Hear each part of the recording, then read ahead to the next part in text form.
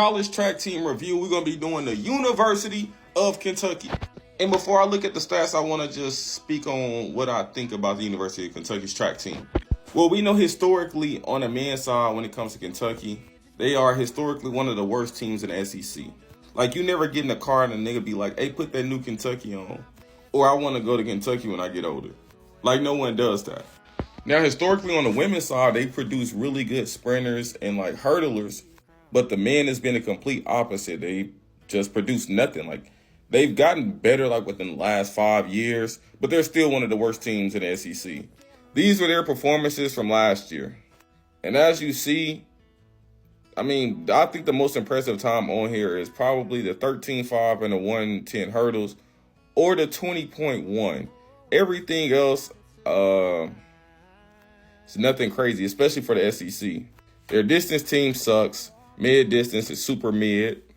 400 hurdles, 52. That's utterly embarrassing, especially when they have people like Sydney McLaughlin go there, and she runs way faster than 52 over hurdles.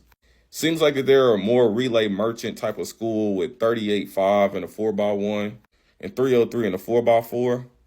But that 10K is ridiculous. The 5K is okay. But like I said, historically, if you look at this, you wouldn't think this is a SEC team. And people will probably hate, oh, we aren't one of the worst teams in the SEC. But if you take a look at the SEC conference meet, they got third from last place. It's 13 teams. They got 11th. So, like I said, historically, Kentucky is one of the worst teams in the SEC, and they just remain in that spot, only scoring 35 points at the conference meet. Team review, we're about to do the University of.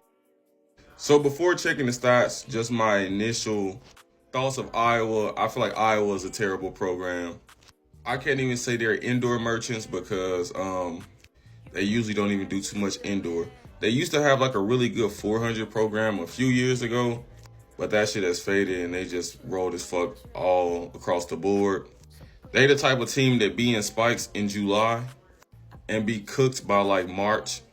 So they have some guys that probably run some of the fastest times in the nation and never make an NCAA outdoor final. Shit like that. And plus, everybody at Iowa is always hurt every single year. You just can't trust a place like that. But let's look into the stats. All right, so just looking at the stats, they really aren't good at anything. Well, they had this 800 guy. He's pretty good. But other than that, their distance sucks. Their sprint suck.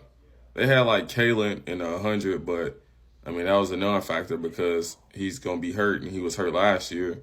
Austin hurt. So it's like pretty much their sprints are non-existent. 400, that shit's not doing no damage. 400 hurdles rolled. 1367, Iowa used to have like some really good hurdlers. I don't know what happened, but 1367 is not bad, but it's just like, shit ain't going to get you nowhere. So it's pretty much seeming like that.